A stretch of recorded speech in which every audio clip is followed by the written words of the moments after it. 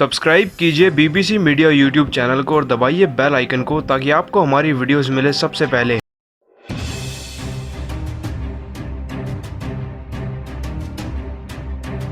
दोस्तों, अगर आप भी ऋषभ पंत को एक बेहतरीन बल्लेबाज मानते हैं तो वीडियो को लाइक जरूर कीजिएगा।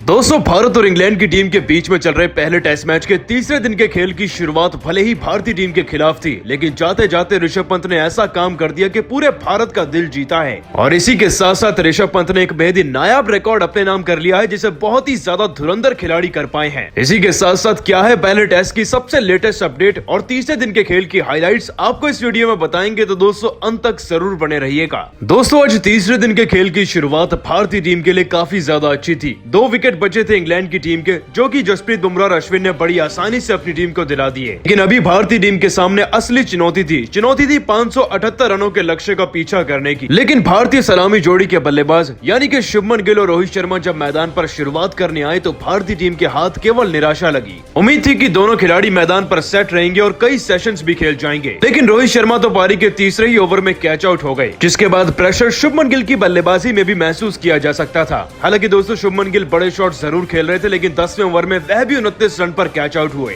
इसके बाद कप्तान विराट कोहली, अजिंक्य रहाणे कुछ खास नहीं कर पाए। जहां विराट कोहली मात्र 11 रन बनाकर कैच आउट हुए, तो वहीं दूसरी तरफ अजिंक्य रहाणे भी 1 रन पर आउट हो गए थे। और आपको यह भी बता दें दोस्तों कि कोहली और अजिंक्य रहाणे को आउट करने वाला गेंदबाज एक ही था, टॉम बेस। लेकिन अब मैदान में चेतेश्वर पुजारा और ऋषभ पंत एक मजबूत स्तंभ की तरह भारतीय टीम के लिए तैनात हो चुके थे। दोनों खिलाड़ियों के बीच में काफी ज्यादा अच्छी पार्टनरशिप हुई। चेतेश्वर पुजारा जहां अपनी डिफेंसिव अप्रोच के साथ आगे बढ़ रहे थे, तो वहीं ऋषभ पंत ने अपनी तेज तर्रार बल्लेबाजी को जारी रखा। और फिर जैसे ही ऋषभ पंत को मौका दिखा तो उन्होंने चौके और छक्कों की बारिश भी करनी शुरू कर दी थी। दोस्तों, देखते ही देखते ऋषभ पंत लगभग 110 के स्ट्राइक रेट से 40 गेंदों में अपना अर्धशतक पूरा कर चुके थे। साथ ही पंत की इस बल्लेबाजी को देखते हुए पुजारा ने भी रफ्तार पकड़ी और आखिरकार 106 गेंदों में अपना अर्धशतक पूरा कर लिया। दोस्तों, दोनों खिलाड़ी अपने शतक की तरफ तेजी से बढ़ ही रहे थे कि चेतेश्वर पुजारा को अपना विकेट गंवाना पड़ा। आपको बता दें कि 51वें ओवर की चौथी गेंद पर आखिरकार टॉम बेस का शिकार चेतेश्वर पुजारा बने। लेकिन आपको यह भी बता दें दोस्तों कि चेतेश्वर पुजारा बड़े ही अजीबोगरीब तरीके से आउट हुए थे। खैर दोस्तों, पुजारा के आउट होने के बाद पंत भी ज्यादा देर मैदान में नहीं टिक सके।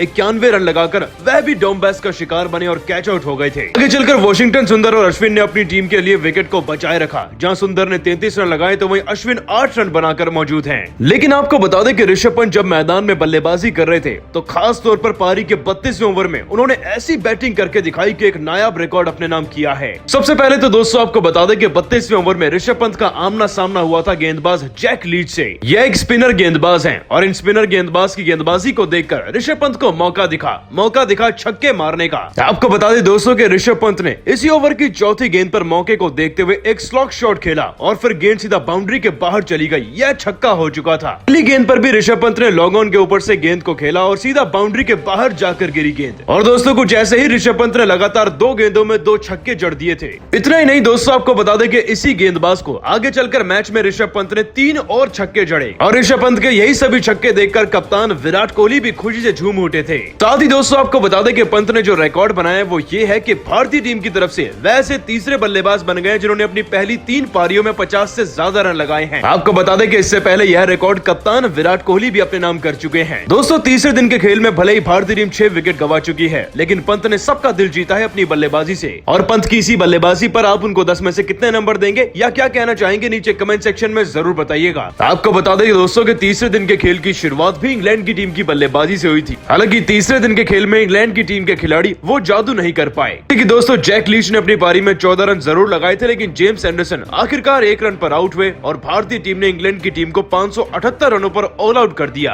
अब दोस्तों, भारतीय टीम के सामने 578 रनों की एक पहाड़ जैसी लीड है। मतलब कि भारतीय टीम को एक ताबड़तोड़ शुरुआत की जरूरत थी और यही ताबड़तोड़ शुरुआत आज मैदान में शुभमन गिल और रोहित शर्मा ने अपनी टीम को दिलाई। आपको बता दें कि अभी पारी का दूसरा ओवर ही डाला जा रहा था जब जोफ्रा आर्चर गेंदबाजी कर रहे थे, लेकिन इसी ओवर की आखिरी गेंद जो कि एक शॉर्ट लेंथ डिलीवरी थी, उस पर शुभमन गिल ने बड़े ही आराम से एक तेज तर्रार शॉट खेला और गेंद डीप मिड विकेट के बीच में से जाकर सीधा बाउंड्री के बाहर गिरी और यह पहला चौका था हमारी इनिंग्स का। और इतना ही नहीं दोस्तों, आपको बता दें कि जब अगले ओवर में भी शुभमन गिल का सामना अनुभवी गेंदबाज जेम्स एंडरसन से हुआ, तब भी उन्होंने कवर ड्राइव शॉट लगाकर गेंद को बाउंड्री के बाहर पहुंचा दिया। शुभमन गिल ने ही लगातार 2 चौके जड़े थे कि अब रोहित शर्मा की बारी आ चुकी थी। थी। आपको बता दें कि चौथा ओवर डालने आए जोफ्रा आर्चर की दूसरी गेंद पर रोहित शर्मा ने अपने अंदाज में गेंद को डीप स्क्वायर लेग की तरफ से सीधा बाउंड्री के बाहर धकेल दिया और देखते ही देखते यह बड़ी आसानी से चौका हो चुका था। दोस्तों अभी पारी के 4 ही ओवर हुए थे और भारतीय टीम के खाते में 3 चौके जुड़ चुके थे। हालांकि यही चौका लगाने के बाद रोहित शर्मा अगली ही गेंद पर कैच आउट हो गए। जोफ्रा आर्चर की इस गेंद पर भी रोहित शर्मा बाहर बल्ला निकालकर शॉट खेलना चाहते थे, लेकिन यह गेंद उनके बल्ले का आउटसाइड एज लेकर सीधा जॉस बटलर के हाथों में चली गई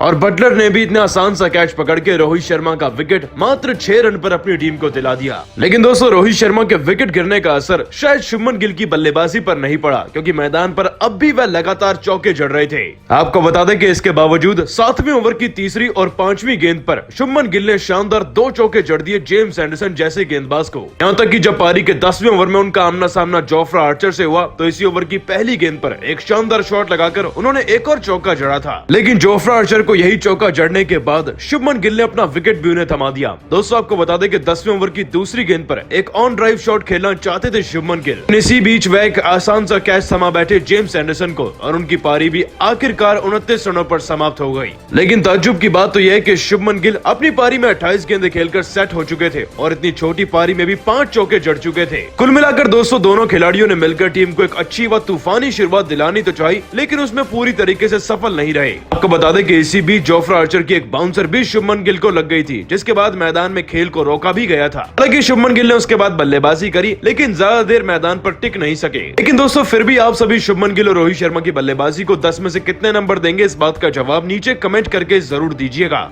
लेकिन आज जैसे ही तीसरे दिन का खेल शुरू हुआ तो मैदान में शुरुआती ओवर्स में ही जसप्रीत बुमराह और रविचंद्र अश्विन की तूफानी गेंदबाजी हमको देखने को मिली। तीसरे दिन के खेल की शुरुआत जैसे ही हुई तो पारी का 6ठा ओवर डालने के लिए जसप्रीत बुमराह आए थे और उनके एक बहुत ही शानदार इन स्विंग डिलीवरी का शिकार बने डॉम बेस। आपको बता दें कि पारी के 186वें ओवर की तीसरी गेंद बुमराह ने इतनी तेज तर्रार स्विंग डिलीवरी में तब्दील कर दी कि यह गेंद डॉम बेस के पैड के मिडिल वाले हिस्से में जाकर लगी, जिसके बाद अंपायर ने भी बिना समय गंवाए डॉम बेस को क्लियरली एलबीडब्ल्यू करार दिया और उनकी पारी आखिरकार 34 रनों पर समाप्त हुई। अब इंग्लैंड की टीम अपने आखिरी विकेट के साथ खेल रही थी। आपको बता दें कि बल्लेबाजी के मोर्चे को इंग्लैंड की टीम की तरफ से संभाल रहे थे जेम्स एंडरसन और जैक लीच। लेकिन जैसे ही इन खिलाड़ियों का सामना हुआ रविचंद्र अश्विन से तो आखिरकार इन्होंने भी अपने घुटने टेक दिए। पारी के 191वें ओवर की पहली गेंद पर जब बल्लेबाज जेम्स एंडरसन ने एक स्वीप शॉट खेलना चाहा तो वह सीधा बोल्ड हो गए थे। रविचंद्र अश्विन की फ्लाइट डिलीवरी को बल्लेबाज जेम्स एंडरसन समझ ही नहीं पाए। इसी तरीके से दोस्तों इंग्लैंड की टीम आखिरकार क्लीन बोल्ड हो गई।